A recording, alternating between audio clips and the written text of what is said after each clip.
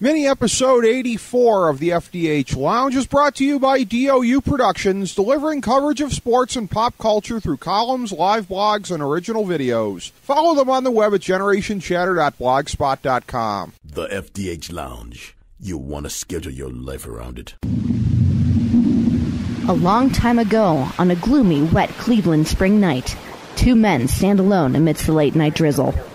Their voices echo across the vacant station parking lot as they debate the merits of the great American radio show that have been missing for far too long.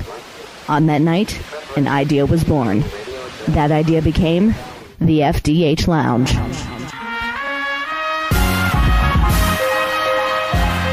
Welcome to the FDH Lounge. Okay, everybody, welcome. It's FDH Lounge mini episode number 84. Rick Morris and Kyle Ross, your FDH Lounge dignitaries here today, kicking off a very special 9-part project that Kyle has conceptualized, the history of WrestleMania. Kyle, props to you. This is going to be a lot of fun. Oh, absolutely. I mean, it'll be so easy. It's going to be, I mean, I've done things like, last year, I did something similar, right? But it was, in written form. Written form, This yes. time, it'll be cool to interact with you, talking about the stuff, going over what worked, what didn't. This is something I could do, any day of the week, Yeah. Love doing it, love talking about it, really looking forward to it. And taking the time, I've done this on previous shows before, the old SNS also, yeah. But I really think we're going to have time to let everything breathe here. It's not going to be condensed, and we're going to have a lot of fun. Oh, it's going to be tremendous. We're going to do here in part 1 today, WrestleManias 1 and 2. And we'll continue to serialize this as we go through, leading up through the WrestleMania season. But 1 and 2 here today, the original ones, and of course, March 31st, 1985, kicking it all off. There had been, as we know, super shows previously. There had been 2 Starcades in the books by this time. There had been other shows. Actually, I mean, you and I, for guys that grew up in Cleveland, there was a Cleveland Stadium card in 1972 that I think the NWF and some other groups put together. I don't think it was anybody that was really household names, if you will. I mean, you're fishing here, buddy. I mean, well, there were the Shea shows. Those are pretty big. Yeah. 72, Texas 76, Stadium, and 80. Texas Stadium in '84 with Flair and Von Erich headlining. Yeah. Well, and, previous Texas Stadium ones as well. I think 1982 with one of Fritz's phantom retirements on that show. So there had been other ones. But, yeah, this was one where Vince was going much bigger. He was taking it nationwide via closed circuit. There were copious use of movie theaters and the like, such as there had been for big Muhammad Ali fights over the years. And this was Vince's vision. So I guess we'll start there with how he wanted to use this thing to help take his promotion nationwide and to differentiate from what the other guys were doing, Kyle. Well, yeah, it was a huge risk at the time. Now it's kind of known that this was basically, he swung for the fences with this show. If this show had not worked,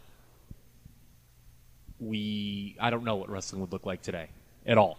It probably would have just reseeded back into the Northeast. He still had that. Yeah, he would have, but he certainly would be a lot different. In 1985, the landscape for people around, it was still largely competitive. I mean, sure. They were definitely inching ahead of everyone. And inching, I think, is not giving them enough credit. They were pulling ahead of the other promotions by 1985. They were a little over a year by the spring of 85 into the national expansion. They'd been going into the old AWA markets and other places the AWA like that. was hurting badly by 85. The NWA was still doing very well. Right. The NWA was still doing very well. I mean, some of its, territories very, Watts kind of started to have a downturn with the economy. Yeah. World Class had already seen its pinnacle in 83, 84. Right. I think the Freebirds left at some point in 85. Right. So, it was a huge risk. Nothing like that had been before. It's not a pay-per-view event. It is closed circuit. And the hype, the hype for it, it really was, they put all their eggs in one basket for this show. Had it not succeeded, who knows how much of it's hyperbole.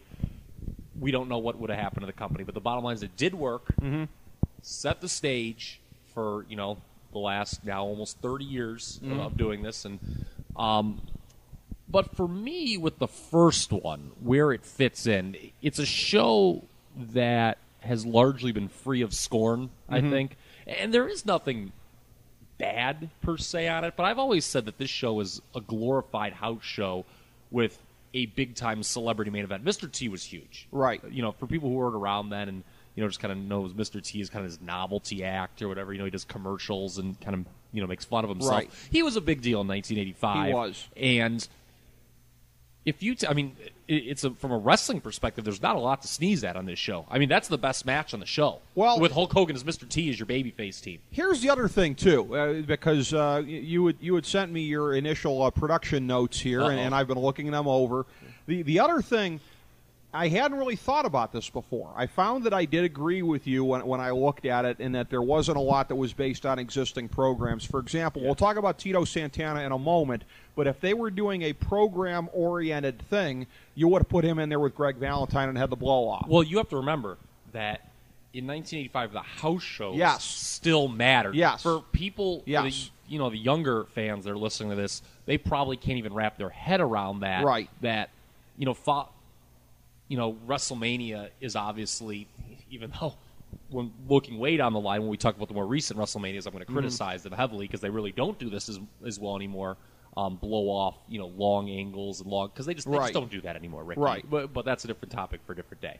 But with this show, at least early on, they didn't do that. They didn't have really. There were some feuds settled here. Andre and Studd had their issue. See, that's the thing, and I wanted to bring that up actually because to me that was kind of like the semi-main, and that was the one example there. So I ever so slightly disagree with you because I think there was two. But even then, though, now they still it was a gimmicky match, though, right? Where you didn't. No one.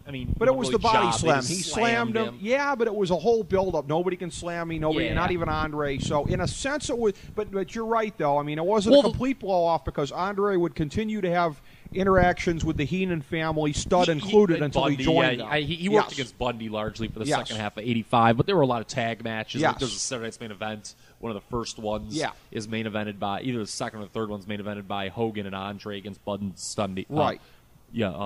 Bundy and Studd, pardon me, as I get the toilet paper out of my mouth. But, with the Santana Valentine, though, they headlined house shows over the summer.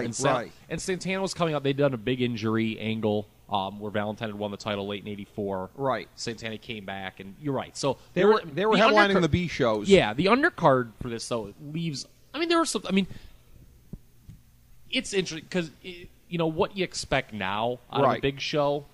is much different than what people... there's like you said, you had both Hogan and Andre on the same card here. You had a title change. Right. In 1985, that was kind of a lot. That was a big deal. But ultimately, with WrestleMania 1, Ricky, if I were... I always think about this. If I were to divide, to rank them all or whatever, this is like in the bottom group at the time. It's not the worst. Because it's... But... When was the last time you were like, you know what I really want to watch right now is WrestleMania 1?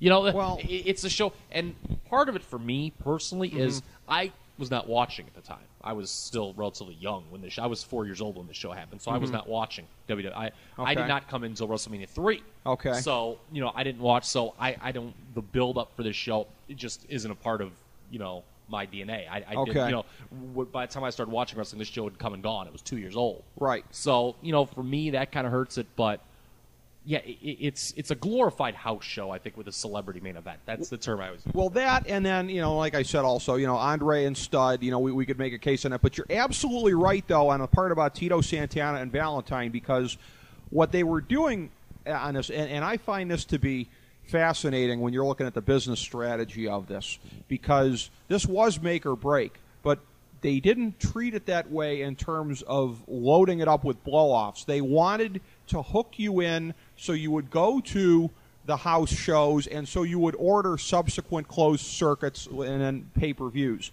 So you had on the show, not in big matches against one another, King Kong Bundy, he was up against S.D. Jones. Tito Santana up against the Executioner, we'll talk about that in a minute. Ricky Steamboat against Rick Bourne.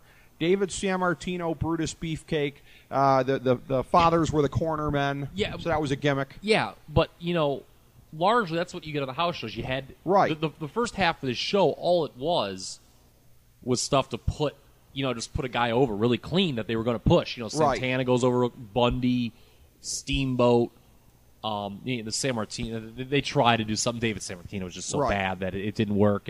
But those first three matches, all those were just. Those were basically. they were extended job matches. Well, sure, but also JYD against Greg Valentine for the Intercontinental title. Again, it was a thing of Greg Valentine, we're not going to put him in there in the marquee feud that he's carrying on versus Tito Santana, but we got to put him in there with another guy and JYD was on that very level. over. He was very point. over, but that's kind of my point about this, is that Vince McMahon and his people knew that there were names that the public was going to expect to see on this show. Whether the ones that were there, the ones that to the smarter fans of the day that they'd seen in other territories like Greg Valentine, they knew who had to be on the show. They just didn't want to make the show something that would come off as the end-all, be-all to where, okay, I don't have to go to a house show the rest of the year because I've seen the climax of every feud. You mentioned a title match here, the title change. Barry Windham, Mike Rotundo losing the WWF Tag Team titles to Nikolai Volkov and the Iron Sheik. That was the other one on here. Another example, somewhat of an ongoing program. Wendy Ripker with Cindy Lauper in her corner against Levani Kai. That's what's a glorified house show. Yes, glorified. But no, you're right, though. Fundamentally, you're right. Yeah, I mean, this is much better than I don't mean to demean no. the show. Oh, it was a house show called WrestleMania because no, it wasn't. It was kind of a throwaway as far on the undercard. Yeah, like they weren't trying to hook people with the undercard, not by any stretch. No, and I mean, people like you and me probably focus on that a lot more than most. I think about you got to remember that ultimately, at the end of the day, he was trying to take his product to a new audience. I know he always talks about this, and a lot of people roll their eyes with it, but the only match that really mattered on this show was the main event. Nothing else. And to be honest with you, the women's match was probably second in terms of public intrigue with the Cyndi Lauper involvement and stuff like that. I mean, the Geraldine Ferraro thing when they hooked her into making a comment. Well, that was that was funny. Yeah, but that was good. But other than that, I mean, celebrities was obviously a big part. It's like introducing celebrities to, which has always been a big part of WrestleMania. You're right that the Lauper thing might have been the second biggest one because it harkened back to Wendy Richter beating Fabulous Moolah on MTV the previous summer after 28 years or whatever it was on top. Because Cyndi Lauper was there at the genesis of the Rock and Wrestling Connection, which is the big thing they used to put this in the mainstream with Hulk Hogan and everything else like that. So by that time it had splintered. And let us not forget, at the War to Settle the Score, I believe that Mr. T was ostensibly coming to the defense of Cyndi Lauper when he entered the ring there. Was he not? Wasn't she getting involved on Hogan's behalf, I think? No. I think Am I remembering that wrong? I'm trying to think here. No, they were just calling him out. It was maybe, okay. Yeah, it was a situation where Hogan was being double or triple teamed, and they were kind of calling. I thought maybe Piper was making a move like he was going to hit Cyndi Lauper. Maybe he was. Maybe one of us is remembering that wrong, and I have no idea. Okay. It might very well be me. But I could picture him kind of getting Mr. T getting all fired up at ringside and kind of coming face to face. But you're right. I can't. Shame on me. The specific. I don't remember either. But it's a thing where, when you look at the undercard, and again, like you said, putting guys over, King Kong Bundy, the thing with S.D. Jones. Yeah, it was a fake. They set a fake record, but Bundy. 9 seconds. They had big plans for him. I mean, obviously, he headlined next year's WrestleMania. The funny thing is, the WrestleMania that he headlined, they didn't call it that back in the day. But at WrestleManias 1 and 3, he had what we would today call WrestleMania moments. The S.D. Jones squash in 9 seconds and squashing the midgets at 3. That's the funny thing. And in between, he headlined WrestleMania. Yeah, in between, he headlined, and they had big plans. He was pushed huge throughout '85. I mean, he had the 5-count gimmick and stuff like that, and and Steamboat was playing Santana. Obviously, it was his first match back, and he wins back the Intercontinental title. Obviously, today you're right. Today's marketplace, he probably wins the title at this show. Right. But the idea of 2 title changes at the same show, was crazy back then. You never. I mean, title changes were so rare, back at that time. So anytime it was a big deal. So to have 2 on the same show, that was just something that didn't happen. Well, in the age of kayfabe, when there's cards night after night after night, you don't want the marks thinking too hard. My gosh, what's the chances of 2 title changes on one show? Yeah, you didn't want people thinking too hard about that. We had 2 questions here about one from our senior producer, Steve Servillo. One was, and I think we can dismiss this one pretty easily, because he mentioned about how Hart Foundation, Bulldogs weren't on the card, and what's up with that? How come they didn't even do a Battle Royal? I think we already touched on that. You didn't need a Battle Royal for the undercard, and That's like 20/20 hindsight, I think, because these guys weren't that big at the time, and the show wasn't about establishing new talent. I don't think the Bulldogs had been on TV yet. I don't think they had. The Hart Foundation had, I think. No. They hadn't? Separately. They were not a team yet, I don't think. Okay. I think both things happened. I'm almost positive, if I remember my 85 Championship Wrestling set correctly, okay, that the Bulldogs debuted very shortly after WrestleMania. It may have been actually the Cindy after the show. It was so people in MSU, no one would have known. Now, look, they got over really quick, right? A lot to a very high degree. But the Harts know, because I remember in commentary on the show they talk about how Jimmy Hart was putting a stable. He had Jim Neidhart. There was no reference of Bret Hart. The Harts were not a team yet at this point. Well, I'm positive. Regardless of that, again, yeah, I think Steve's whole thing, I think it's 20/20 hindsight, because we talked about the names you had to have on the undercard, and again, they weren't trying to put together a strong undercard of matches against one another. But you had to have the names in the mix. Bundy, Steamboat, JYD, Valentine, Sheik and Volkov, Rotundo and Wyndham, Andre, Studd, if you consider that to be undercard. Those are the names you needed. You didn't need any of the other guys. The idea of, kind of what we know now as kind of, the token throw-in to please the smart fans. Yeah, exactly. We'll give them a good match to shut them up. That concept did not exist in 1985. No, it didn't. There were not a lot of good matches at all during this time period. The snowflakes were not falling in 1985 WWF. No, they were not. There were some good matches in the house show. I shouldn't be. There were some decent ones, and we'll talk about one of them at 2 here, because there's one that you've put over as being stronger than I remembered it. So we'll talk about that with 2. Okay. We'll talk about that one there, Hoss. But that's a good match. Well, I can't wait to say that's a good match. Okay. I may pop that in the old VCR. Nice. I'm gonna show that's a good match. Yeah, we may have to do that here. That's a good match. The funny thing is, you talked about squashes. This one was an extended squash, and it leads to Steve's second question. Tito Santana defeating the Executioner in 4 minutes and 50 seconds. His question was, how come Buddy Rose was there under a mask? You and I talked about this a shade off the air, and I think we kind of settled it as far as you needed a good worker, you needed a masked guy. I'm pretty sure Bill Eadie had moved on by 85, so he wasn't around. They basically, again, for the nouveau fans and for the fans who were returning to the product of wrestling who'd been away, they wanted to show them a masked guy because that's part of the culture. And they wanted a good worker, which Buddy Rose certainly was. Buddy Rose was working other places at the time, so it couldn't be him. He was working Oregon, and I think he was in, or he was headed to the AWA shortly after this. I don't think, because all those matches were in '86. When it was Rose and Summers against Michaels and Jannetty. Exactly. Those were all over the course of '86. So he was, headed there. So he still mattered a little bit to some people. Well, he did, and he was a pretty good draw in the AWA in Portland and those areas. And I'd said to you off air, in some ways it would almost have been a waste even if they could have used him under his own name. You just need the Executioner out there. You don't need Buddy Rose. It's not like Buddy Rose is going to, make any more real cup of coffee. Yeah, no, you're right. He wouldn't have been a waste to use his name.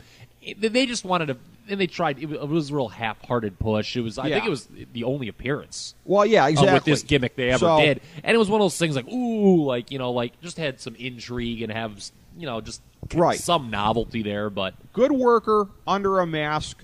I don't think it gets any more complicated than that. But like I said, it ties back to the whole philosophy of building the undercard and how the undercard in this thing was to be done a certain way, not too larded up with things that were going to kill the house shows subsequently. Then, of course, it comes to the main event, and as people tend not to remember, people remember Bob Orton as being the corner man for Piper and Orndorff because he was very well tied into the angle, and he ended up playing into the finish here with clobbering Orndorff with the cast. It's less remembered because Hogan and T did most of their media appearances just solo, if you will, just the two of them. Jimmy Snuka, the corner man. So this served as sort of the blow-off of the Snuka-Piper feud as well. Yeah, and Snuka, to the extent that there was a blow-off, which there never really was. Yeah, well, if some of the old Coliseum tapes, I think they did some. But again, maybe only at the house show level. Yeah. What we have come to understand is a blow off. There was nothing on in that TV. sense. Yeah, exactly. For that. But they didn't like to do that back then because when you blow something off in front of everybody, it kind of kills the one guy. You know what I'm saying? So they didn't like to do it. But Snuka here, if memory serves me correct, he was kind of a token throw in here. Yeah. Because he was the number 2 guy on the babyface side behind Hogan for a lot of '84. Yeah. He had some issues. Him and Slaughter were both jockeying for that spot. Neither one of them wanted to be second banana to Hogan, and that's part of the reason neither one of them lasted that long. Well, yeah, and then Jimmy had his fair share of issues. Yeah. Legally. Allegedly something about a woman's head in a wall. Yeah. And then he had the drug issues, too. Yes. Yeah, and he had been taken off. He had actually been taken off TV for a decent period of time before this show. It's interesting too. I mean, when you see him on TV subsequently, I met him in person in '96. A bowling buddy of mine was promoting indie wrestling in the Lorain area, and because I owned a tux, I was invited to be his ring announcer. So I was there backstage, got to meet. So, how you doing, brother? I mean, you talk about living the gimmick as far as the simple Islander and everything as far as how he presented himself. And I don't think he pretty much disappeared after this too. Yeah, until '89. This was his last hurrah. During this run. By the way, too, and you'll like this, his traveling partner at the time in '96 and who he wrestled a lot of matches against, a young protege of his, behind-the-scenes protege named the Metal Maniac. And this guy was, and he would wrestle Metal Maniac at all these shows. So I was there. I think the show I met him at, I was also working on the Ring program at the time. I was putting together the program for the next show, and I was gathering material, and I was backstage. This Metal Maniac, in character, is haranguing me about, hey, brother, I don't know if he called me brother or not, but anyways, hey, I want you to tell me why I didn't win Rookie of the Year from PWI in 1992. That crooked bill after, he said, this did not happen. He said, I lost it to the Super Destroyer. I think it was Super Destroyer. That was Hercules Hernandez under a mask. He shouldn't have been eligible to win Rookie of the Year. This guy's haranguing me, and I was like, I have no connection to PWI. I just work for my friend here who's doing a promotion. I want you to tell Bill after the next time you see him. This didn't happen. This totally happened. This did not happen. This totally happened. That did not happen. It did. I swear. I wish I had an eyewitness.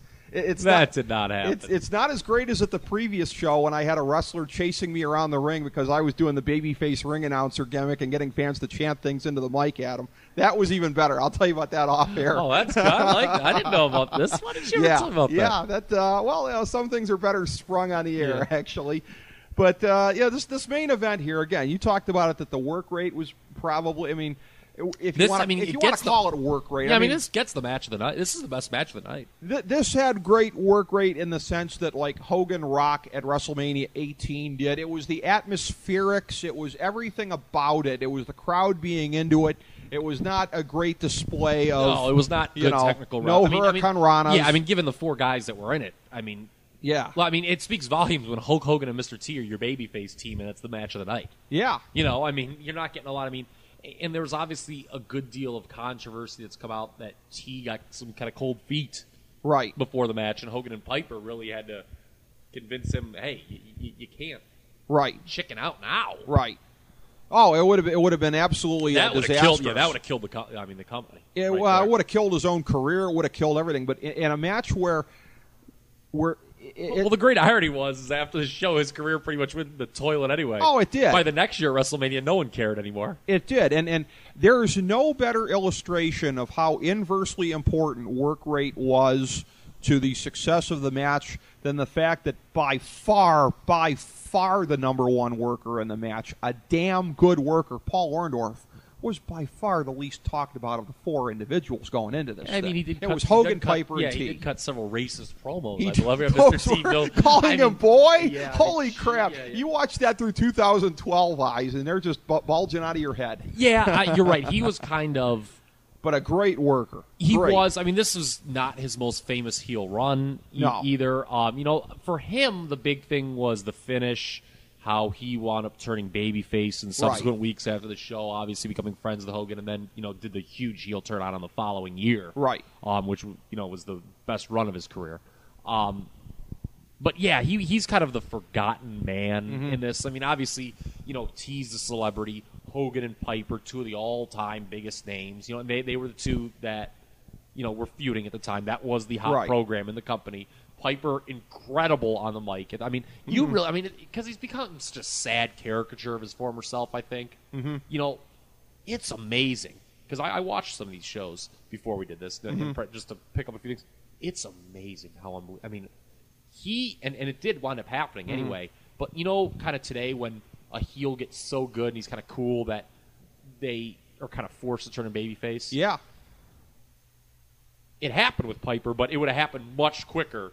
In today's, I'm watching, I'm like, God, if this is well, he didn't back down that much. I mean, at the war to settle the score, he was standing in there with Hogan in the ring, and that was just what was jarring because this is a company that, especially in the modern age, has been built on the heel showing ass and the heel backing down. Roddy Piper didn't back down, and he cut those unbelievable promos. Again, kind of telling some lines there, but he cut unbelievable. I mean, it was kind of funny because usually people are very complimentary and they're careful not to go past a certain line when a celebrity's brought in because the celebrity is kind of doing you a favor. Sure, he's getting some extra eyes that probably wouldn't care. So people are usually don't. There have obviously been major instances of this not being true, but he really went at T, and it was good. And they didn't like each other. I mean, that's not made up. They did not like each other at all. And that dynamic worked pretty well. I mean, they had that, kind of moving ahead. I mean, they had that That'll terrible... be our segue probably to 2. They had that terrible worked boxing match at WrestleMania 2. But, this was exactly what it needed to be. And we didn't even bring up Muhammad Ali. Ali was a part of this. Liberace with the Billy Martin. Yeah, the Rockettes. Yeah. Where just anybody and everybody. I think I don't know if Andy Warhol was still a part of it. Andy Warhol was, I think, at the war to settle the score. I don't remember if he was wasn't. At this. He wasn't there for this. Yeah. Okay, and then Pat Patterson was actually the in-ring referee. It was kind of funny. They had intended all along for Ali to be the referee in the ring, and it just came, and they're like, we can't have this. He obviously was nowhere near I think where he'd already been now. Diagnosed with Parkinson's. He had, and the downward, turn had kind of come, but it was nowhere near what it is today. Obviously, right. I mean, this was we're talking about 20 years ago, right? But it was to a point where I think Patterson stepped in, if I remember correctly, and told McMahon, "It's like this guy can't. I mean, right? He can't be it'll be terrible. I mean, we can't have. I mean, say what you will about a referee. Obviously, you just want him to be a background. You don't want to, no one pays attention really, but he has to do, a competent job, right? And they kind of were like, "Whoa, I don't think we can count on him to do that." No, you're responsible for time cues. You're responsible for a number of different things in there with helping to direct traffic when you're the referee. He was not going to be and they threw him a spot. The things kind of got out of hand, and he kind of backed Orton down or something. So I mean, they threw the token stuff in there for him. So it worked on that level, and it was as we conclude on one, it was, I thought, it was a brilliant finish because, again, it was a thing where it led somewhere. It led somewhere. It gave Paul Orndorff a pretty hot babyface run in '85. It was a way to beat that team without the number one thing you could not do going forward would be to drain the heat off of Roddy Piper. You had to have... Orndorff was pretty much in there to do the job. Yes. But at the same time, they did it in a way to... See, yes. This is going to be a big theme in these early ones. Mm-hmm. They did such a better job in these days. You can talk about how the wrestling was so much... The in-ring product doesn't compare. And the production of it... Here's another thing, too. Mm-hmm. When you look at... Vince will probably smile somewhere that I would say this. But when you look at the production of these first two WrestleManias, it's night and day compared. I mean, certainly compared to what they do today. I mean, that's not fair to even compare it. But visually, it was like a bridge between the real old days and where we are now. Yeah, because it was still that dark backdrop. You couldn't see the crowd. I mean, I've always said, I think I said in my production, they didn't get WrestleMania right till the third one. Well, a part of it was, and this, listening to some old SNSs to get ready for this thing, you and the little guy talking about the influence on the promotion of Dick Ebersol, Saturday night's main event, everything they internalized from him, from the lighting to all aspects of production, I'm a little surprised it didn't manifest itself at 2, but certainly by 3 it did. Yeah. I mean, the first Saturday's main event was, and maybe if the was second, about 2 months after this show. If the second one had been at one venue, maybe it would have been. Yeah, but to do it at 3. Yeah, we'll talk about we'll that. Talk about that momentarily here, but they did such a better job of keeping guys over in this period. It's like, okay, they lost, but it didn't destroy Piper. It satisfied the fans, and everyone came out of it okay. Right. Piper was still red hot as a heel. Yeah. Orndorff, okay, he loses, but it was they screwed it up. Orton hits when they didn't. I mean, right. Kayfabe, they screwed it up. Sure. So Orndorff, okay, he's going to turn babyface out. It's a good way to keep him over. Hogan and T, they win, so they're still over. So yeah, I mean, it was done in a way that everyone came out of it looking okay, and the promotion looked great out of it. And this show is a success. Is obviously an unqualified success. That said, 3 and 17, clearly the 2 best WrestleManias. If I were to break the remaining 25 down into 5 groups of 5, this isn't the last group of 5. It barely. It probably is. It's certainly one of the bottom. It's one of the hardest for me to rank because it's such a success. Yet, for me, it's not a show that I ever have any yearning to put on. And Grant, that shouldn't be your basis for rating shows. But that's the thing too. I mean, everything you're saying is right, and yet this is the perfect example of Vince accomplishing what he wanted to. Vince McMahon did not put this show together saying, I hope Kyle Ross in a time capsule in 2012 wants to see it. And that's what people myself need to realize with these things. I mean, he wasn't trying to accomplish that. No. And he did not exceed his very modest expectations in that regard. I think this concept, we'll leave it at this, is really interesting when you talk about a show that was a commercial success, but and this is even more so, but is critically kind of panned. And this show is not critically panned. Everyone agrees this show worked. But people to say it's great or one of the best WrestleManias or anything, that's like these hip. I joked with the off-air. It's like one of these hipsters showing you how great this influence of a much more famous band is. It's like, Bauhaus, they're so great. They influenced Nine Inch Nails. It's like, okay, that's interesting. 9 Inch Nails is 20 times better. Okay, but the show worked. Yeah, and you're right. That was a great point you made about no wrestling show should be done so that 20 years later I can speak glowingly about it. I think there are some where when they're really in a groove where they know it can be an epic and they know it can stand the test of time. We'll talk about that with 3, but 17 also. 17 stands the test of time. Those are external forces in play. Yeah. That's nothing they. And that was during the hot periods. You cannot go out. You cannot sit down. Right. And say, let's book a show right now that 20 years from now they'll talk. There have to be big names in play. Sure. And granted, they do have some control over that. Right. But still, to me, this is. I'd say there are 10 WrestleManias that are below average. Okay. And this is certainly one of them. And when we talk about 4 and 5 moving forward, that's really going to illustrate the point of a show: commercial success, critically not well received. Yeah, that's very true. From 1 into 2, as we said, though, the one commonality, and maybe this will be the first one we talk about after we get to the format of it, of course, the Mr. T. Piper thing carrying into another year for the blow-off, ultimately, of their feud. But WrestleMania 2 would subsequently be at 3 different locations. And I think we should tell people why. I mean, obviously, Starrcade 85, The Gathering, which had happened, just a few months earlier, had been from 2. They did it from Greensboro and Atlanta. Yeah. And so Vince, this is when he was really just getting nasty. Right. This is the Vince I like. Okay, this is the Vince who just took no prisoners. Anything any other promotion was doing, he was going to exploit that and squash them like a bug. So he's like, oh, okay, the NWO, well, I'll do 3 locations. And I'll do it, by the way, not from, these I'm using kind of his mentality, these podunk downs down south. Okay, right. I'm doing New York, Chicago, and LA, the 3 biggest markets in this country. Right. Now, it was a complete disaster. Well, everyone agrees that this show is a step back from the first one. It I would definitely agree. was. I would agree. 1986 was a great year. I believe 1986 is one of the finest years this company ever had. Okay. You would not know that by watching this show. No, you wouldn't. You this show wouldn't. is bad. And it's really interesting because, again, you talk about Starrcade 85, Crockett accomplished what he was looking to do there because 85 was the year of melding together what had been the old Mid-Atlantic territory and the old Georgia Championship territory, and it was held in, I don't know that you could necessarily, certainly Atlanta was the capital of the Georgia one.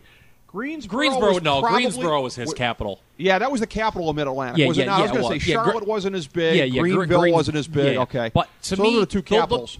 But Vince, so you're right. Friendly territory, though. When you think about Atlanta and Greensboro, he knew. I mean, those are, he's still, that was not a national move. Vince was thinking nationally here. Right. Now, it did kind of come across as a big deal again, but logistically, and again, from an in-ring perspective, the first 6 matches on this show can be called nothing else but an unmitigated disaster. Well, the other thing, Kyle, and this is interesting. I mean, Could you imagine buying tickets to one of these things? I mean, you got to watch. They had the big screens set up so you could watch the rest of the show there. But God, if anyone's listening, could you send Ricky an email? What did you, if you went to one of these, what did you pay? R. Morris at FantasyDraftHelp.com. I'll look at that really for the interested. ones. I would love to look that up. What tickets were to, because I'm not the kind of guy who's like, oh, that's a ripoff. I don't say that very often. To me, if you want to do something, you attach your own. But being ripped off can only happen inside the individual. But to me, it's just like, God, this was just like none of the individual venues really had a great. Were great. No, they weren't. But here's the thing also. For a product that was still predicated on closed circuit, and you're looking at movie theaters and different venues like that. This was on pay-per-view, though, was it not? It might have been limited. I mean, the pay-per-view was very limited. It was very because the Wrestling Classic was on pay-per-view in the this fall of '85. This was, like a pilot program, beta testing, if you will. So primarily closed circuit. Here's what I would stipulate.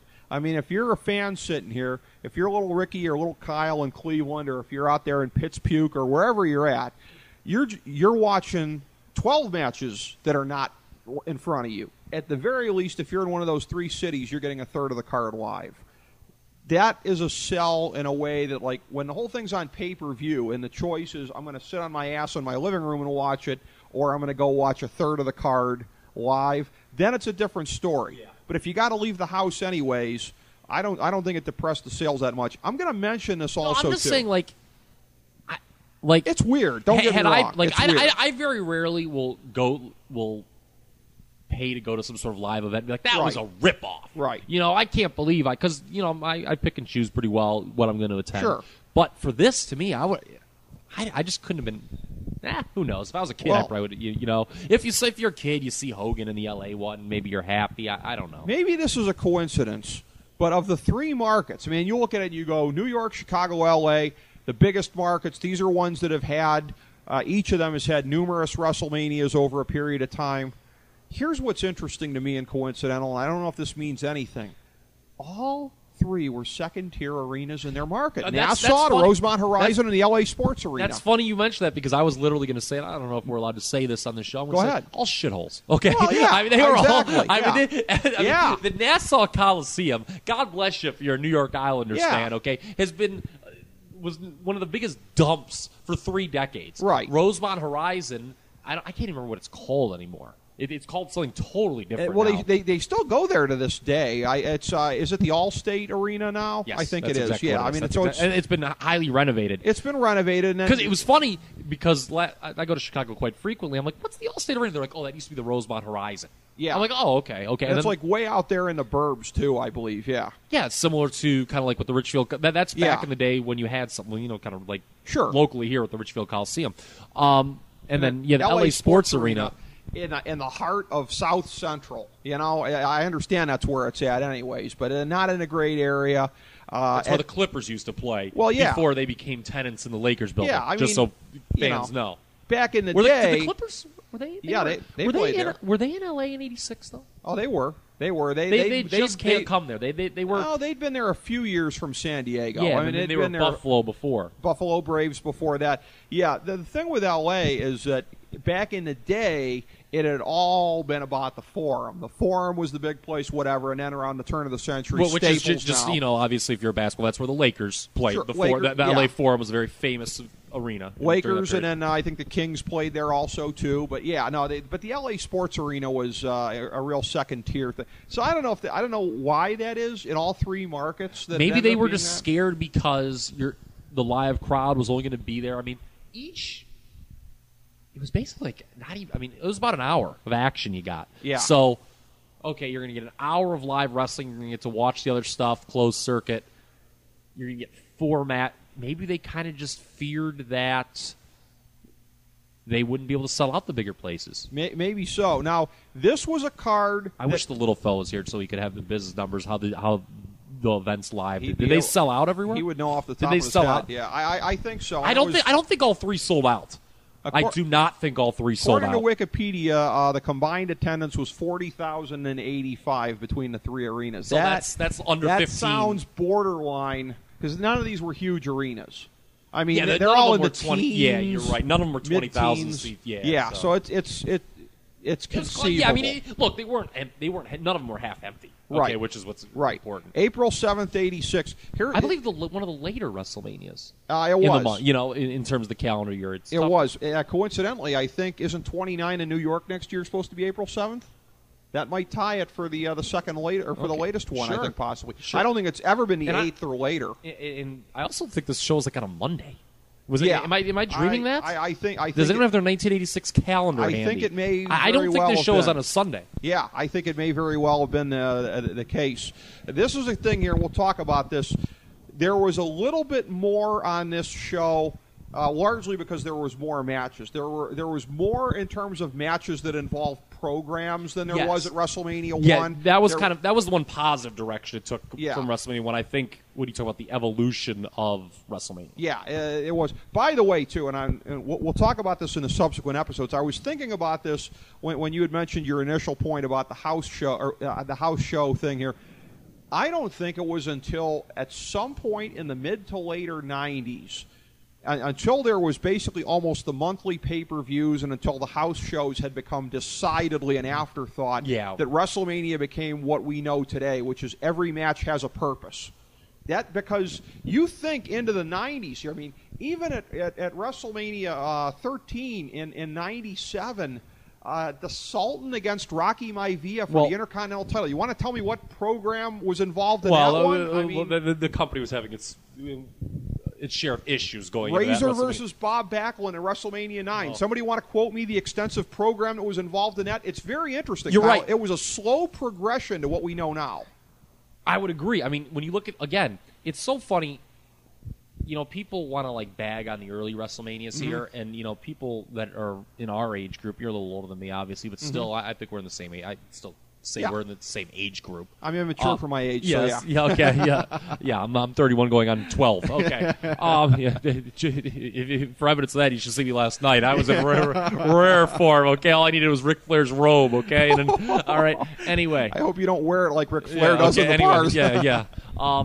But they largely didn't like to just do a major job on these shows. And there was very rare in the early, like the first 7 or 8, unless if they were just getting rid of you. Yeah. I mean, you didn't do like the idea of, and I guess we could go here just momentarily. We don't want to get too far from feedback, but compare that to like a Monday Night Raw from last week, where you saw a guy like Mark Henry make his return from injury. Here's a guy who's the champion of this brand, the SmackDown brand, for many months. Yeah. Comes back just as a clean job. That never would happen in 1986. No. And that's one thing about, to bring this back full circle, that I liked better about 1986 wrestling than today's wrestling. You shouldn't, I know that people don't want the old Eric Bischoff Nitro, 8 non-finishes in a show. But you got to be careful with that stuff. And they were very good. The early WrestleManias, and this is kind of where we started, I think, while they are kind of bagged on, are so much more well booked than the newer ones. They are. I don't care what anyone says. The newer WrestleManias are much more style over substance, I think. Now, there are some phenomenal matches and phenomenal programs that have involved, and I don't mean to denigrate the whole thing. But the shows, I think, largely were better booked early on in that it led somewhere. You know, Yeah. I mean, and there are a lot of examples of the contrary. There are a lot of, you know, what is this doing here kind of stuff. But, I would agree with that. but I mean, here, they looked to keep things over. They had a direction in mind. There was long-term planning involved. Basically, concepts that don't exist anymore. Well, here's what I want to do. Since this is the only show of its kind with the 3 venues, Okay. you be the ticket-holding fan here for a second. You rank for me 1 through 3, the fan New York is experience last. of the venues. New All York, right. you know me. I know these cards. I don't even need you to. yeah. Let's be nice to the visitor, and you Okay. can read. New All York right. is last. Yeah, though. courtesy of Wikipedia here. Okay. From Nassau Coliseum, Paul Orndorff and the Magnificent Morocco with Mr. Fuji fought to a double countout. 2 guys that were very over, but there was no program here, and these guys were very eager, I think, to phone this one and collect their WrestleMania paycheck. I mean, just some token. My favorite part of this is when Paul Orndorff, does the very racist thing with his eyes, The slant eyes at Fuji. yeah, and drew a huge pop, by the way, just to show you where people were in '86. From a crowd that would be cheering a quarter century later for Jeremy Lin. How times have changed. Yes. Oh, I knew you were. I was like, how's Ricky going to work Jeremy Lin in this? Take that, Nate Noy. Okay, we're going to work him into these ones.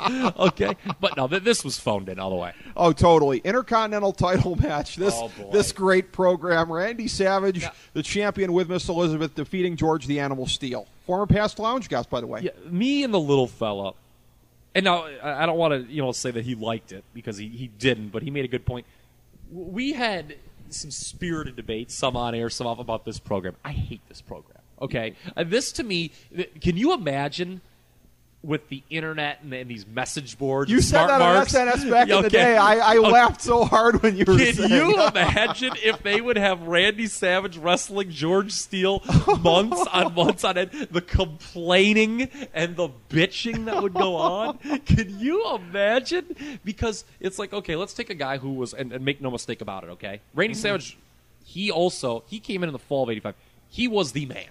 Right. From an in-ring perspective in this company. He was the man. He was the number one guy in-ring in this company during this point. He dominated the second half of the decade in-ring, no question. And to put him in there with the company, the guy who, from what we kind of know as work rate in ring, was bottom 5 probably. Yeah. And handicap him too with the storyline, because if you've seen one, here's my problem with this: if you've seen one Randy Savage George Steele match, you've seen them all. Okay, Steele starts out hot. Savage, shows a lot of ass for him. Steele gets distracted by Elizabeth, runs around. Savage cheats and wins. Here's what I want to say, and I agree with you that the program was not a good one. And this was early on. This was only the, I think, second time out of about 722 that they wrestled this year. I think it was. They had wrestled on a Saturday Night's Main Event. And here's what's interesting, too. You talk about the house shows. Mm-hmm. Okay. Again, Savage had he came in very hot, challenged Hogan for the world title. Mm-hmm. Was not going over, because Hogan is Hogan, and nor should he have. Okay, Hogan. Okay, Hogan should not have lost the title to him, but he wins the Intercontinental title from Tito Santana about a month and a half before the show. Right. There was no rematch here, because they had what I believe to be the greatest house show program in the history of the company after this in MSG. Do yourself a favor, kids, and most of the stuff you can find pretty easy on this YouTube, if you've heard of it, by the way. Okay, Savage and Santana, if I may expound for a minute here, go Ricky. ahead. You talk about the best series of house show matches ever. They had a rematch right around this time period in MSG, and I think it goes to a disqualification finish. So the next month, we do no DQ. Okay? Let's talk about logical booking here, okay, which has largely gone out the window in today's industry. All right? Savage kind of beats up on the ref, really manipulates the rules to win, does an awesome blade jag. He bleeds a bucket in that match. That, to me, is the best one they had. April 86, kids. MSG. Savage Santana against April 22nd. Okay. So it was right after this show. Right. So, okay, he bullies the ref around. What do you do? bring in special guest referee Bruno Sammartino the next month for May. Mm-hmm. Okay, I believe that goes to some sort of convoluted finish. Okay, that involves Sammartino. Oh, Adrian Adonis got involved. Okay. So let's do a tag match the next month now. Okay, Savage and Adonis versus Sammartino and Steele, or Sammartino and Santana. Pardon me. I think it was a count out, and then Santana finally kind of gets his heat back in a way. Again, let's find a way to get everyone over. They had that great steel cage match, a tag team steel cage match. That was really rare, and that's a real good one. And they win that. So, well, that was a great job booking the program. When you're talking about great house show programs, of course, one of the things that would be on that same tier, we talked about it previously, the previous year. That was Santana and Valentine. They had same thing. Yes, you did not have Santana wrestling for the belt at WrestleMania 1 or WrestleMania 2 because they were saving it for the house shows. Yes, and house shows still mattered. Yes. There were some good house shows in 1986. Like I said, 1986, you talk about the great years this company's ever had, top 5. Easily. I don't care what anybody says. I mean, not from an in-ring perspective necessarily, but from a long-term booking, from a star power perspective. Business was very obviously, the next year's WrestleMania is arguably the most famous ever. And it just a great year, and but back to this match. Do you know what's interesting about this? This is something too that the Smarks would bitch about, this Savage Steel match. What? Steel kicks out of the flying elbow in this match. Did you know that? I did not realize that. No, he does. It's shocking. Here's something that I'm going to say in defense, and not just because he was a guest on the show, but in defense of George Steele. It was a gimmick. The program didn't work, but here's the thing, though. No, it did work. See, I'm wrong. Well, I've come to learn that. Okay, yeah, I mean, that was because the little fella brings up that look. It did great business. Yeah, it drew. I mean, it did great, but it drew a lot of the whole Elizabeth thing. Right. Was just people got into this storyline. Why? I don't know. Okay, but I'm in the minority here. I mean, I didn't like it. Okay, but babyface or heel, and he was a heel for like 95+% of his career. Yeah, but everyone remembers the other 5. Right. Here. But, and we talked about that on the show. I mean, he said, I made my money off the 5%. I prefer the 95%. That was the part that I enjoyed creatively. But he was a guy built, ironically, a lot like another guy we're going to be talking about, Andre the Giant, as a special attraction. He was meant to be seen in small doses. George the Animal Steele is one of the greatest special attractions in the history of pro wrestling. He would come in, he would have back in the day these tremendous house show programs against Bruno Sammartino. Yes. This guy, in limited doses, presented that way, was terrific. You're talking about him under the glare of the national spotlight with Randy Savage and WrestleMania, he's just there, and that's not how he was meant to be used. Commercially, though, it did work. The next one here at Nassau, this is very interesting. By the way, I think we should put over that at this point you want to rip your ears off with the commentary of Susan St. James, Dick Ebersol's wife, who was on a show. What was it, Kirstie Alley? Wasn't that the show she was on? Something like that. Okay, I mean, it was a Cagney and Lacey. Yeah, it was one of those shows. It was one of. By the way, 80s sitcom is much better than today's sitcoms, but it was one of those, like, it was around for a couple years, and her and Vince McMahon. Okay, needless to say, there was not a tremendous knowledge of holds between the two of them, okay? All right. I'm surprised they remember, leading this next match, the DDT. I don't know if they had to have note cards down for that or what. I like to see those two calling a Jumping Bomb Angels match, no question about it. She looks very good. What a maneuver. What a maneuver. George the Animal Steele against Jake Roberts against George Wells. Jake the Snake Roberts against George Wells here, Master G. This is the kind of match that would never make it on a big show. This was kind of like we talked about with the WrestleMania 1, like this was along the lines of a Steamboat over a Bourne or a Santana over Executioner. And that was producer Steve's question. Didn't they have anybody better than George Wells? But here's the thing. They had the Battle Royal there. They did have it. And they wanted Jake Roberts to go over strong over somebody that didn't matter in the booking plans. From him, we talk about they didn't. This is the philosophy. Here's an illustration. We talked about that they didn't do. With a lot of eyes watching, they were very careful about just beating a guy bad. Right. George Wells didn't matter. This is one of those few instances during this time period where they just look. We need somebody to do a ultra. And a baby faces never in this era did like totally clean jobs. They needed George Wells did nothing. in this company. I mean, he was not around even for a year. Yeah, but I mean, he was a lot like in the role of, and I'm struggling to think of a white guy that I could also say, but S.D. Jones, jobber to the stars. I mean, this is a guy he could win on TV against a pure jobber, but George Wells and S.D. Jones were jobbers to the stars. Yes, and Jake Roberts was a hot. He was very new at this. Yeah. I mean, he was. That's the thing. He was very new. I mean, he hadn't even been in for a month. Right. I don't think he debuted at MSG like a week or two before this. Right. So he was. I mean, and again though, mission accomplished with this. Right. Jake, I mean, the snake thing was, a big deal. It drew, people would gat when he, DDT the guy and put the snake on him afterwards. That drew a lot of eyes and a lot of attention. And it worked. He obviously, was put over very strong here. He'd go on to do the Steamboat program starting in the spring, which is very good. So, mission accomplished here. I mean, it's not good. I mean, the match. I mean, it's a real blink and you'll miss it affair, but would never be on a WrestleMania today. But to answer Steve, it did what they wanted it to do the way they were approaching it at the time. The Nassau Coliseum main event, if you will, Mr. T with Joe Frazier and the Haiti Kid in his corner defeated Roddy Piper by disqualification with Bob Orton and Lou Duva, by the way, by disqualification. Shame on Lou Duva, by the way, for his participation in this. When Piper body slammed Mr. T. Yeah, the luster of Mr. T had long gone. They put him in there with Bob Orton on a Saturday night's main event to do a boxing match as a setup for this here. And I'll tell you what, if you want to laugh real quickly, there's a Piper's Pit that sets that up where Orton had just it's one of those things that he just inexplicably started claiming he was a boxer. Orton, he just started boxing people on the Cindies. And he had this open challenge, and Hulk Hogan shows up with he's saying, Mr. T, my friend Mr. T, accepted.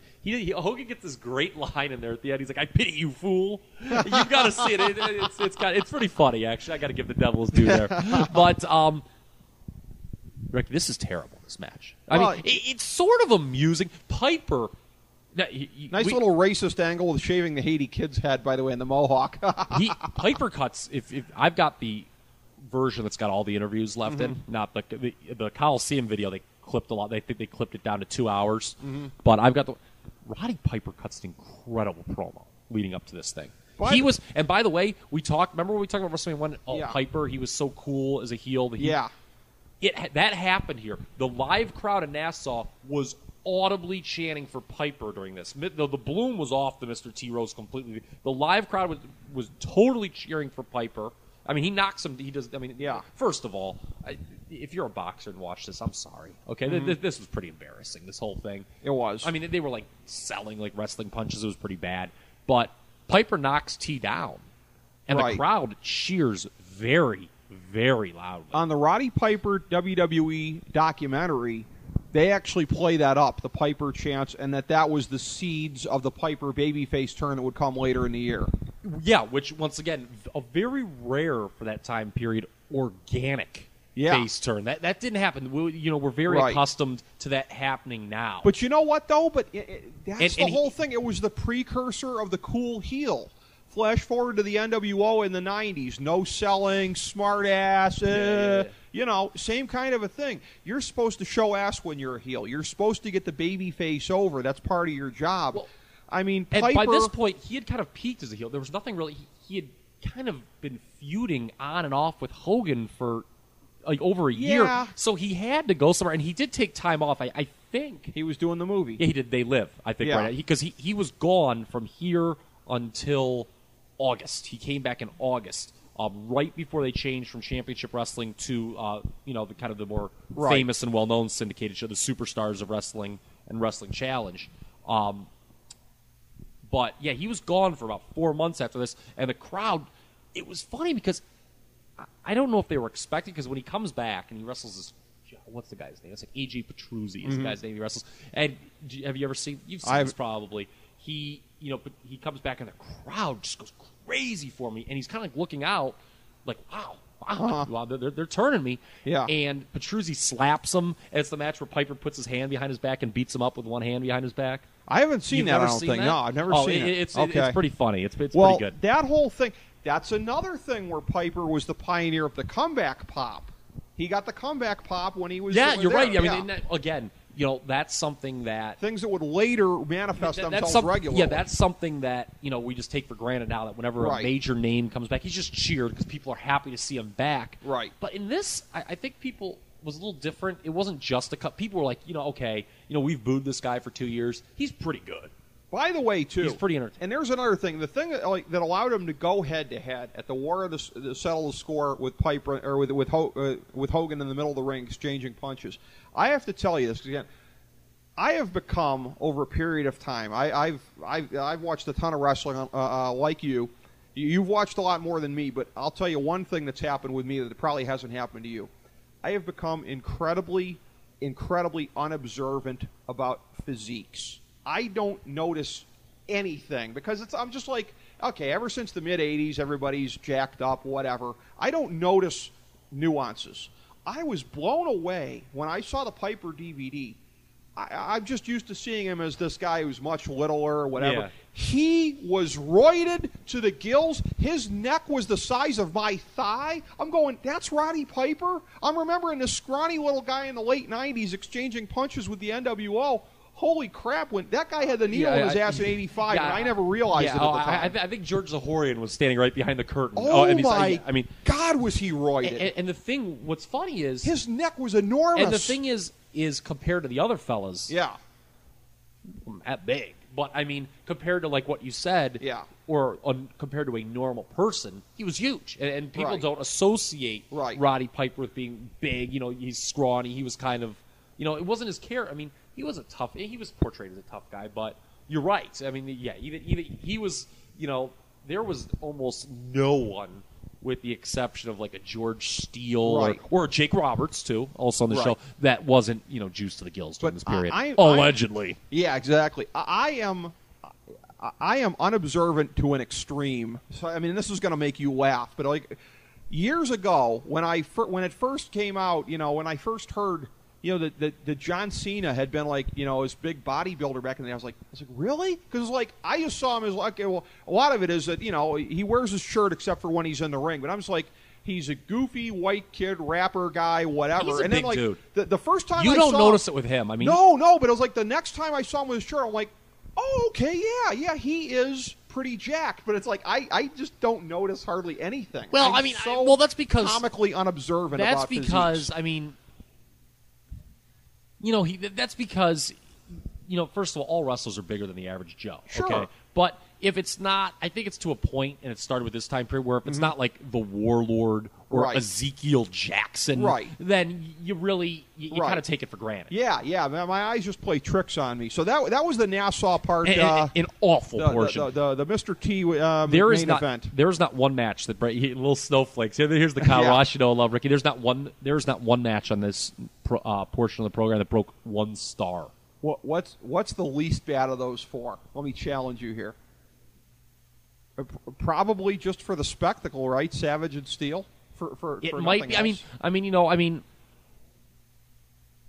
think by the way, Piper T, Dave Meltzer, come on, get off your high horse. I think he gave it -5 stars. Okay, look, it was. What did you expect, Hagler Hearns?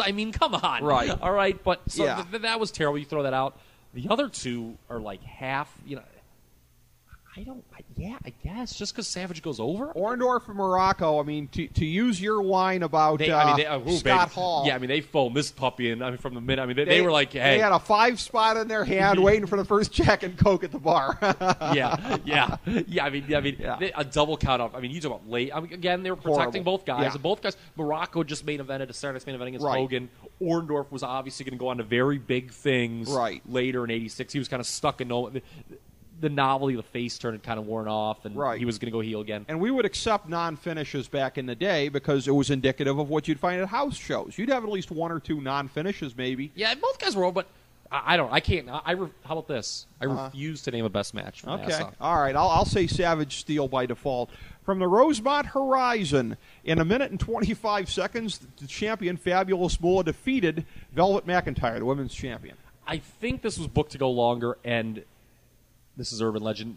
Velvet McIntyre's strap on her outfit broke. Okay. And so they just ended it. Unlike today's divas, that wouldn't be anything you'd want to see. Yeah. I'm telling you. Baby. and this ain't the Super J Cup, is it? Here, No. this WrestleMania 2. I mean, into the first 6 matches, we've covered 5 now. I mean, awful. None of the first half. There is not one match. There's 12 matches on the show total. No. The first half, there's not one of the first 6 that breaks a star. Business is not picking up with this next one here. Corporal Kirchner defeated Nikolai Volkov with Freddie Blassie in a flag match in 2 minutes and 5 seconds. This was sort of, Kirchner, they brought him in to fill the void of Slaughter. Yep. When Slaughter left. Even though I think it wasn't right away, but he was kind of, Kirchner was he was kind of the go-between of two guys who were far more successful in that role, Sergeant Slaughter and then Jim Duggan. Yeah. Kirchner wasn't as good. And second of all, just from a kayfabe perspective, he's a corporal. If you're replacing the sergeant, shouldn't it at least be with a colonel or a general or captain or somebody? You're thinking a little bit too much of this. But he also, I'll tell you, he does do a look ma, I'm blading right on camera here in this match. I mean, jeez, Kirk. I mean, I'll tell you, I'm sure that cameraman got 86 right after. He pulls the blade right out and does it on camera. By the way, you got to give it to him. How about bleeding in a 2-minute match? How about that? How about dedication to the craft? That really is, Then, Nikolai Volkov was atrocious during this. By this point. Kirchner, I think that like the cane was involved again. Right. Kirchner got it. Blink and you'll miss it. I mean, it's unbelievable too how fast those 2 matches go. Yeah, minute 25, 2:05. I mean, you come to Chicago. It's Gorilla Monsoon, Gene Okerlund, and Kathy Lee Crosby or whatever. Yes. I mean, you're like, okay. And, like, in 5 minutes, the first 2 matches of the 4 are over. Right. I mean, can you again, this goes back, can you imagine if you paid, you're going to see 4 matches. Now, granted, those were the 2 you probably cared the least about anyway. Right. I mean, no one cared about Moolah McIntyre, okay? Yeah. All right. Kirchner Volkov had, the usual xenophobic wrestling angle behind it. Right. But half of your thing is over in, like, 5 minutes. That's true. Now, the next one went 9:13.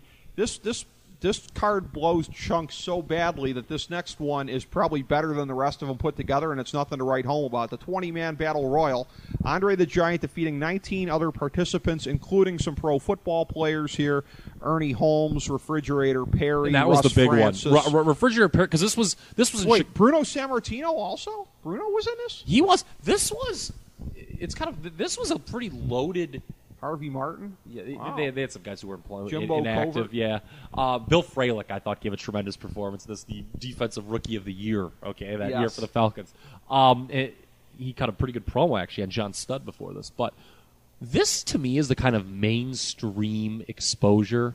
Yeah, and I can't remember because, like I said, I don't know how much is true that they'd kill for now. Refrigerator Perry, I think there was some real back and forth negotiation. Yeah. They really, because if you're a football fan, you got to remember this was huge. Yeah, this was right after the Bears won the Super Bowl. Kids, he was the Jeremy Lin of the spring of '86. Yeah, yes. He was, and this was in Chicago. He drew a huge, and it was they brought Bruno back because Bruno was working the house shows during this period. Okay. Against Savage. Okay. He had wrestled against Savage, and then he would, that would continue. He had wrestled against Piper, too, in late '85. I think they did some cage matches, They if did. memory serves me correct. After Piper called him a wop. Yeah, Piper's awesome. 85, 86 Piper's awesome. But, yeah, this was, and again, this is not a good match. I mean, No. Battle Royals are generally pretty lazy, but it puts over Andre, who, starting at this point, was beginning to deteriorate. Yeah. He took a lot of time off because he did the Princess Bride right after that. Right. He also left to do a movie. Right.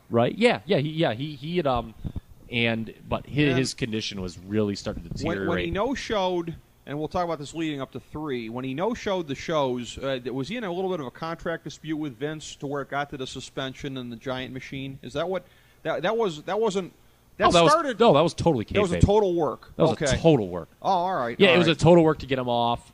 And all right. They had, I believe, the decision right. had already been made. I don't know. I don't know if there's any contract issues, but the bottom.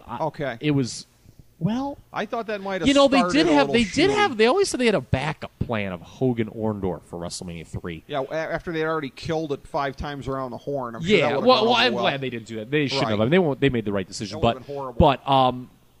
That's a match you could have fit the crowd in Cobo Hall after people had seen that 5 times. Well, I think the show did huge numbers before Hogan Andre was even announced.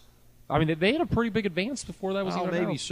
Maybe so. But anyway, we could talk about that when we talk about the build-up to 3. But, Andre was still babyface here. This was kind of his, dying days as the babyface. He was the clear choice to get put over here. Right. He beats the Harts. This was his last great moment as the big babyface. Yeah, he beat Neidhart and then Bret Hart at the end. They're eliminating them in succession. Speaking of tag teams, I guess this would be, well, for public perception, the main event, I think, it was clearly the Battle Royal. Yeah, because, you had the Bears in there.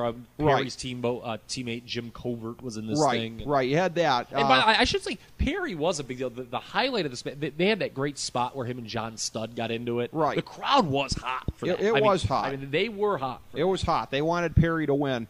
And they were right not doing that, by the way. Sure. Today, of course, they're so gutless they probably would. But. Okay, this is the same. Didn't they have?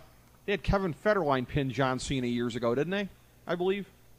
Yeah, I think they did. Yeah, so that tells you about the way that they approach things now. The first, in this case, I always said at the time the problem was that he and they weren't in on the joke. If they would have used him as like a Vicky Guerrero heat magnet, that would have been one thing. They treated him like an actual friggin' celeb. Yeah. They weren't in on the joke. Yeah. But the first real epic match, as you said in your notes, in the history of WrestleMania, British Bulldogs finally, this was the blow-off match. They win the tag team titles from the Dream Team of Valentine and Beefcake with Johnny Valiant in their corner. And the Bulldogs, of course, had Captain Lou and Ozzy Osbourne in their corner. Who I believe was drugged out of his mind. This being a typical day in 1986, I'll agree with you. Yes, it's so funny. They interview him after the match. They're like, Ozzy, what do you think? This was great, wasn't it? And he just mumbles some unintelligible garbage. And Gene Okerlund, Gene Okerlund just has a look on his face like, okay, I'm not asking him a second question. Yeah. But, no, this was, again, you talk about something that they had gone around on the house shows for months leading up to this. Even before this became a TV program. People got to remember, these two teams had worked against each other a lot in the second half of 85. Right. You talk about something that would never happen. This shows you how much different, how much more patient they were, and how they could afford to be more patient. They couldn't afford to be this patient in today's marketplace. Right. The Bulldogs came in right after WrestleMania 1, like we talked about earlier.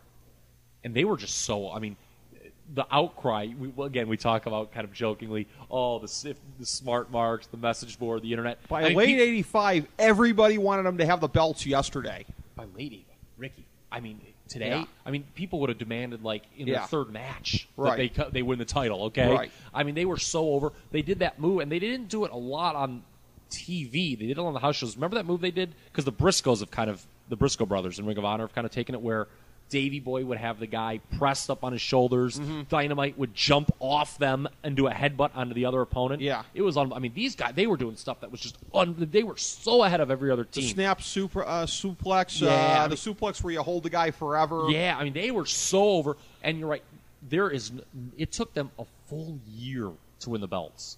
Amazing. Granted, when they first came in, Sheik and Volkov had the title, but that was a cup of coffee situation where you knew the belts were going back to Wyndham and Rotundo, right? So they couldn't beat another babyface team. Beefcake and Valentine get put together. Basically, Valentine loses the Intercontinental title to Santana. Yeah, and it was one of those situations, kind of like the Dream Team, by the way, is kind of an underrated team.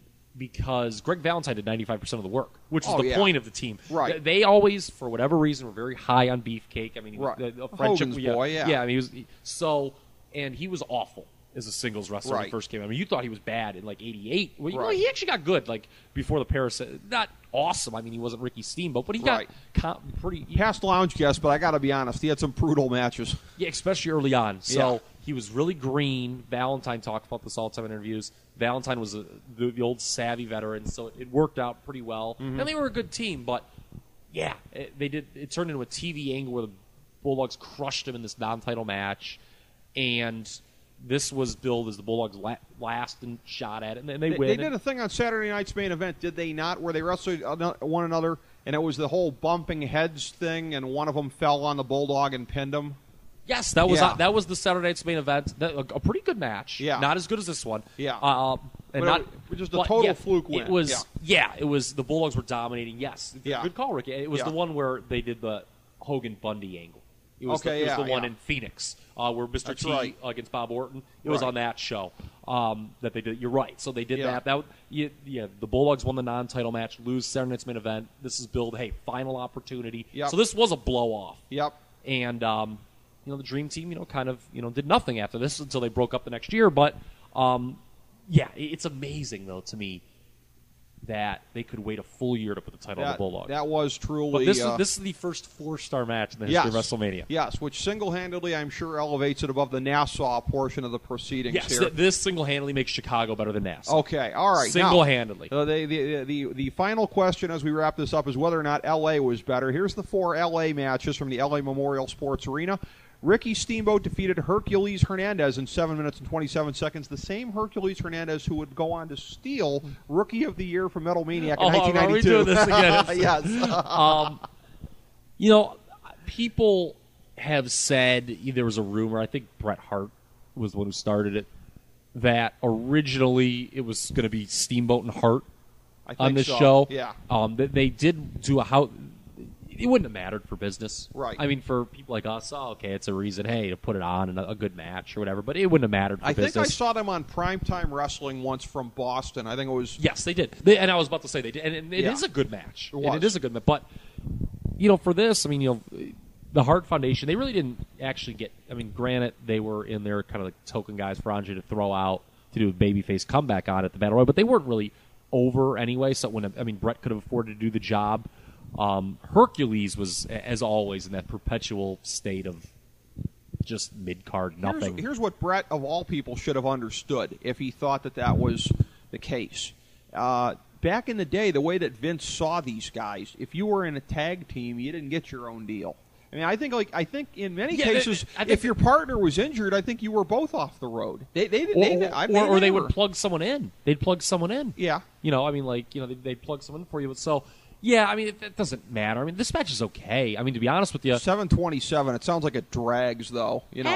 Hercules going 7:27. 7 minutes is not that long of a wrestling match. If you get to a 7-minute wrestling match, you stink. I've seen Hercules matches, though. I know, yeah, but the Steamer was real good at this point. Yeah, Steamer could carry anybody. Showed it. So, this was, it was when it happened, it was the second best match on the card behind Bulldogs. It's interesting. Not, yeah. Okay, well, the next one here in 301. By the way, we need to point out the excellent commentary team here of Jesse Ventura, Lord Alfred Hayes, and Elvira. That's the one thing about doing 3 venues. You have to split up the announce team. Jesse handling play-by-play was kind of bizarre. We should have a fill-in-your-own joke routine from here. Jesse Ventura, Lord Alfred Hayes, and Elvira walk into a bar. Take it from here, kids. Yes, yeah. And they put a select. By the way, we didn't even mention Gorilla Monsoon. The whole. I love Gorilla Monsoon, one of the most subtle barriers of all time, crushing Kathy Lee Crosby during commentary. Well, and giving her nothing, by the way. Wasn't Ernie Ladd, according to Wikipedia, one of the Chicago commentators as well? Just for the Battle Royal because he was a football player. Oh, okay. And you talk, God, Gorilla Monsoon, Ernie Ladd, and Kathy Lee Crosby. Because Gene Okerlund introduced everyone. With Vince's sense of condescension towards people. Hey, Ernie Ladd, there's some black guys in this match. You might know something about that. I could see Vince being enough of a racist to have that attitude. That's how Vince looks at the world. Vince is a big enough racist. He probably had something to do with it. Probably thought that if he didn't say it. Okay. Yes. All right. So in the next match, 3 minutes and 1 second, you talk about Steamboat being good enough to carry Hercules. Was Adrian Adonis with Jimmy Hart good enough to carry Uncle Elmer to a 3 minutes and 1 second match? He tried. Okay. He bumps all. This match is basically 2 minutes and 30 seconds of Adonis bumping, and then Elmer missing a big move, and Adonis getting a very clean win. On a short, Adrian Adonis on a short list with Dusty Rhodes, and I'm trying to think who else, greatest fat man bumps of all time. I'm going to tell you Buddy something. Rhodes, too. Historically, I seem to be in the minority of people who enjoyed Adorable Adrian Adonis. I thought it was so shameless, and I thought, yes, he had just gotten so hideously out of shape, but who cares? It's not my cholesterol. You know what I'm saying? I thought he was. And he would get far more entertaining. Down, this summer, it was kind of funny. We talk about how Piper took the time off. Right. This was a match, again, accomplished its goal. They needed to put Adonis over. Right. Big here. And Uncle Elmer, by the way, stunk. Right. Uncle Elmer would have been the most maligned person. And Who had the finest work rate among the hillbillies? It was kind of funny, too, because Vince... I'm going to go for underrated worker Cousin Luke. Yes, yeah. Vince had the big hillbilly fetish always. He thought they were just so funny, hillbillies.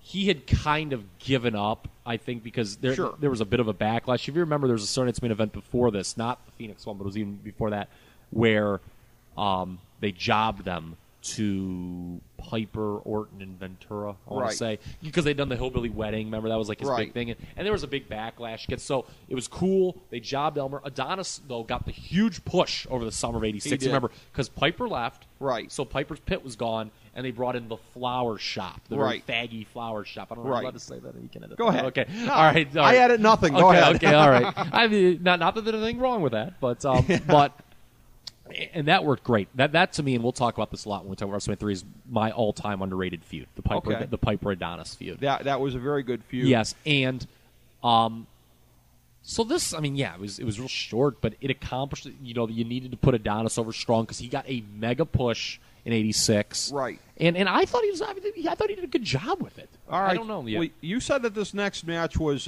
better probably than I remember it being, and some people. Terry and Hoss Funk with Jimmy Hart defeated. And by Hoss, we mean Dory Funk Jr. Vince McMahon, of course. Yeah. Why that Terry could be called, use his real name, but Dory had to be Hoss. I don't know. They defeated the JYD and Santana in a tag team match in 11:42. This is a good match. This is I think. So you're saying that he basically turned the Funks loose to do what they could do, because they were notorious in that run for not getting a whole great opportunity to do what they did when they were the NWA World Champions. Yeah, look, it's not.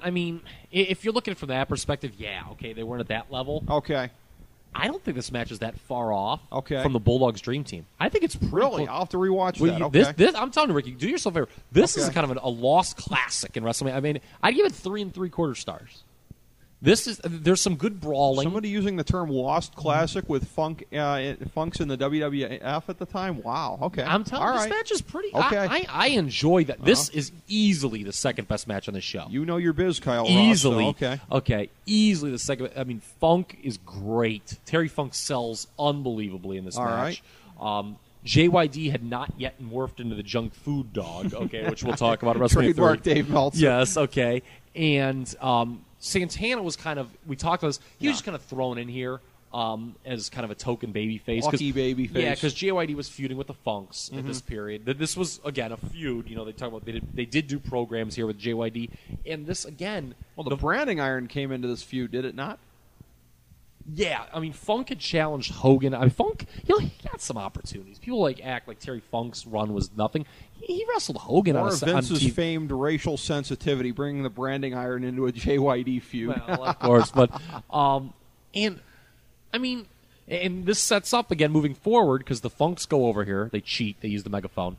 It leads into the next Saturday night's main event where Hogan steps in for Santana, and it's Hogan and JYD kind of wins the feud. It's Hogan and JYD beating the Funk. So again, fits into a bigger picture. This. What was the over/under on Terry Funk using the word property in a promo with JYD? I don't know. I'll have to go back and count it. Through the racially sensitive eyes of 1986 WWF, and of course the main event of LA and the main event of the show in a steel cage match. Hulk Hogan, the WWF champion, defeating King Kong Bundy in only 10 minutes and 15 seconds. Again, though, they didn't do Broadways. 10 minutes, no. The 20-minute matches, and I'm going to bring this point up when we talk about Savage Steamboat, WrestleMania 3, they just didn't do them. Right. Hogan selling the ribs, had the ribs taped up in the cage. They did. This was kind of the prototype. It was the blue metal cage, not a steel cage. The blue cage. I like that. Yes. This was this kind of. I think this started that trend, by the way. Yeah. Because from their perspective, though, they thought that cage, and I know it's been much more, was better for TV. Telegenic. You could see through. Whereas fences look cheap too. They just do. Yeah. Now there was a little blood in here, Bundy bladed, but this was the prototype for every Hogan versus Fat heel program that would come for the next 10 years, basically. But they did the big angle in Phoenix and started its main event where Bundy attacks Hogan after the Morocco match, injures his ribs. He sells the injury, comes back, takes the match. It's a standard. This is this is not one of the better WrestleMania main events at all. I mean, I think it's one of the most. If you were to rank every WrestleMania main event based on. Not even necessarily based on any way you rank it. This is going to be one of the last. No matter, certainly from a an in-ring perspective, it's one of the worst. But even from it kind of suffers from the fact of the next year's WrestleMania. Yeah, not much historical significance. Yeah, this pales in comparison to 1 and 3.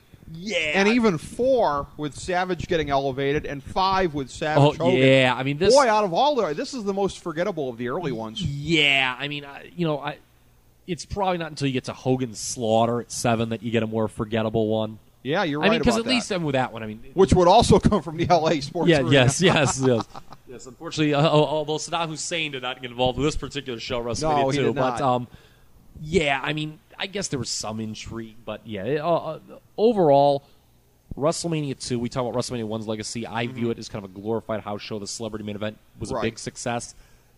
This show, I think everyone agrees, was a step back from the first WrestleMania. Right. I agree with that. And to me, there are very few WrestleManias worse than this one. All right, last question before we wrap on 2 here. Better part of the card, Chicago or L.A.? I knew you were going to ask me that, and I don't know.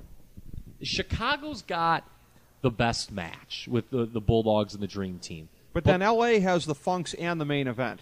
Yeah, so it's kind of, and that main event was more intriguing than a Battle Royal. Right. And the other two, I don't know, it's kind of close. The bottom line is, when you're debating between those two segments, it ain't the 94 Super J Cup, like I like to say. No, it ain't. All right. No, it ain't. By the way, just so as not to leave anybody hanging from the earlier story, just to give you a thread here at the end here, the other incident that I had when I was ring announcing in '96, an indie wrestler, if you've ever heard of him, he's probably long since faded from the scene, a guy named Ronnie Diceman Vegas. And the gimmick was that the crowd was supposed to chant Greaseman.